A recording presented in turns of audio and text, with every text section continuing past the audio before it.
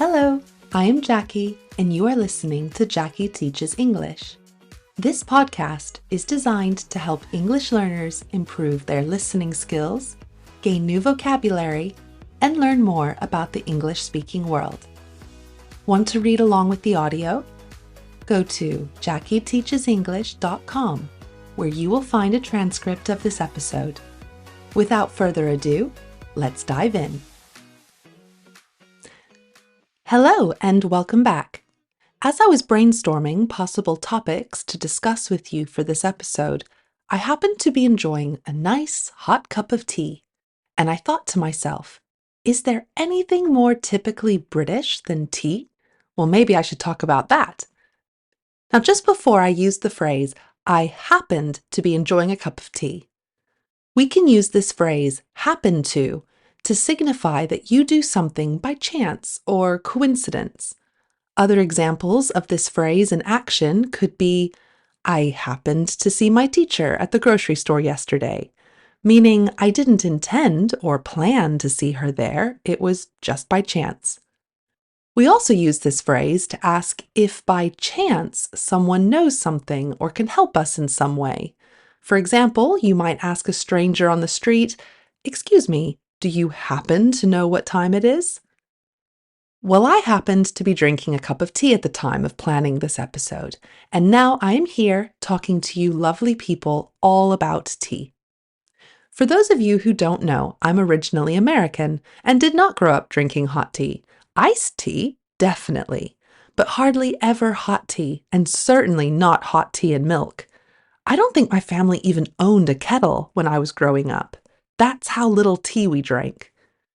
But since moving to the United Kingdom 14 years ago, I immediately embraced this custom, and I can easily go through at least 6 tea bags in a day.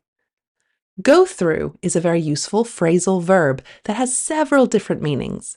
In this particular case, it means to use up or to spend available resources, in this case, my tea bags. For other common meanings of this phrasal verb, you can take a look at the annotated transcript for this episode. And I'm not alone in my love of tea. According to a survey, 84% of the UK population drinks tea every day. You'd be hard-pressed to find many other countries who enjoy tea as much as the Brits do. It is the third largest tea-drinking nation after Ireland and Turkey. If someone is hard-pressed to do something, it means that they have extreme difficulties in achieving it. Another example, most people would be hard-pressed to name all 50 states of the USA. I've tried it, it's hard. So in this episode, we are going to explore the UK's affinity to tea and how it became a symbol of Britishness. At the end, I'm also going to teach you some fun idioms involving tea that you can use in your next conversation. So let's begin with a brief history of this hot brewed beverage. The British have been drinking tea for the past 350 years, but it has been around an awful lot longer than that. The oldest historical evidence of tea that we have found is from the Han Dynasty in China, dating back to as early as the 2nd century BC. However, the drink first became a staple across China during the Tang Dynasty in the 8th century AD. It was in the early 1600s that Dutch traders first brought tea from China to Europe. At the time, it was seen as a novelty. As we are all aware in our modern times, it sometimes takes an influencer to make something trendy. This has been true throughout history. It is believed that Catherine of Braganza, who married King Charles II and became Queen of England, Scotland, and Ireland, popularized the drink and started the tea craze in Britain. Originally from Portugal, Catherine brought with her many reminders from home when she first wed Charles II in 1662, including a chest of tea, the favorite drink of the Portuguese court.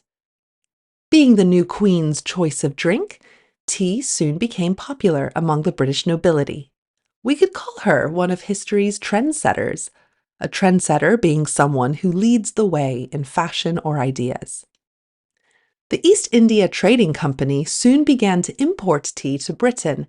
However, due to high taxes, only the very wealthy could afford it, and the drink became a symbol of luxury. The demand for tea was so great, however, that smugglers, people who move goods illegally into or out of a country, seized the opportunity to make money. Apparently, more tea entered the country illegally than legally back in those days.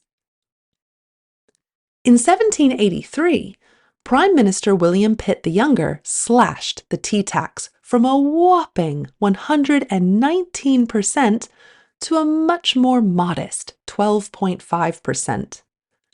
I've used the word whopping here, which is an informal term that means very large. And I think you'll agree that 119% tax on tea is a whopping amount of money.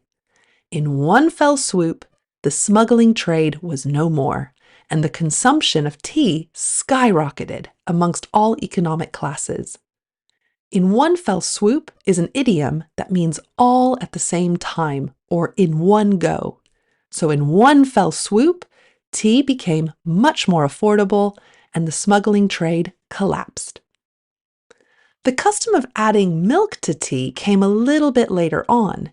It is thought that milk became a popular addition as it dilutes the harsh or bitter taste of the tea leaves, and it also reduces the temperature of the drink. In addition to preventing burnt mouths, this was very important as teacups used to be made out of bone china in those days and could easily break if too hot. In fact, only the finest and most expensive teacups could withstand the hot water.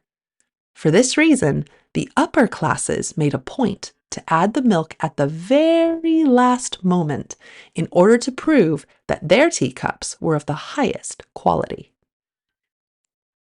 And maybe you have heard of the traditional afternoon tea, a light meal consisting of tea, finger sandwiches, and desserts. This tradition was started by the 7th Duchess of Bedford in 1840.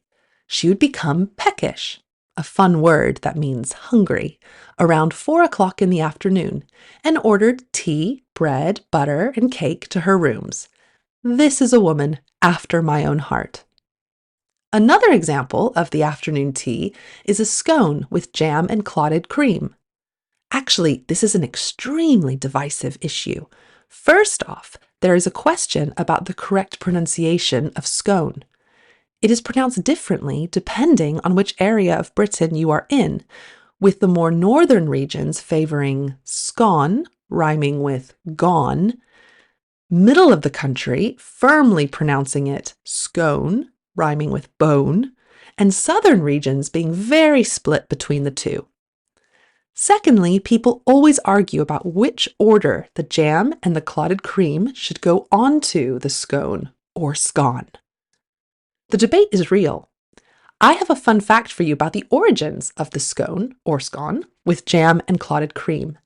Evidence shows that it was in fact monks at an abbey in Tavistock, England, who first invented it. After their abbey was damaged during a Viking raid in the 11th century, the monks served bread with clotted cream and strawberry preserves to the locals who volunteered and helped rebuild it. Thank you, monks. I remember when I first came to the UK, my mother-in-law asked me if I wanted tea. I said sure, as I'm always up for tea. But I was very surprised when she called me to the table and served dinner. There was no tea to be seen. This is when I realized that the term tea can refer to dinner in many places, and there is a historical reason behind it. There always is.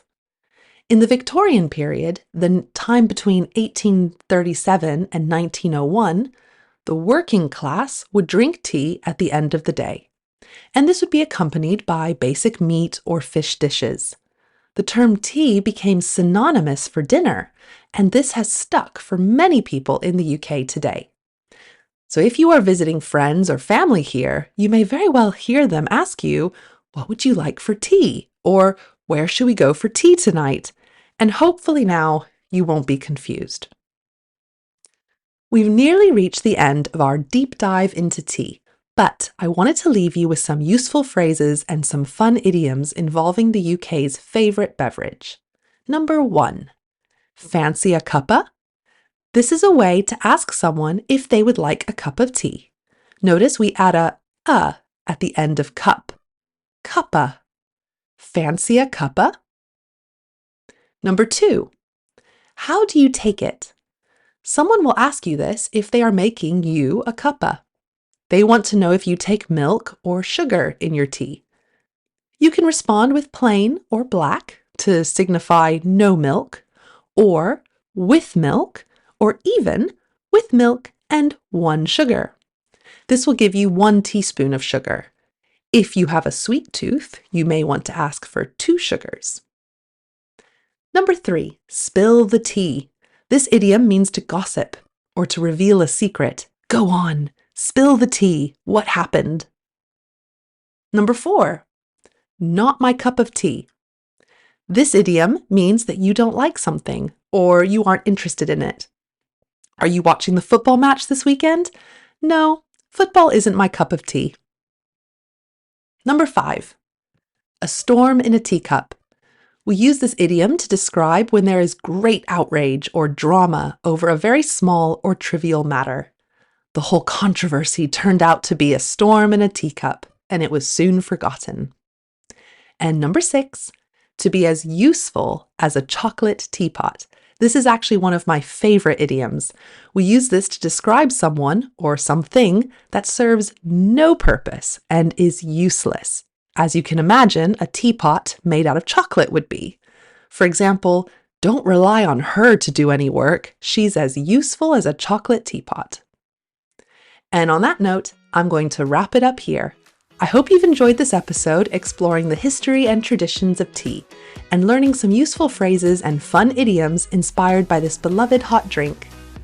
Remember that you can access the annotated transcript for this episode along with information about online English lessons with me on my website, JackieTeachesEnglish.com.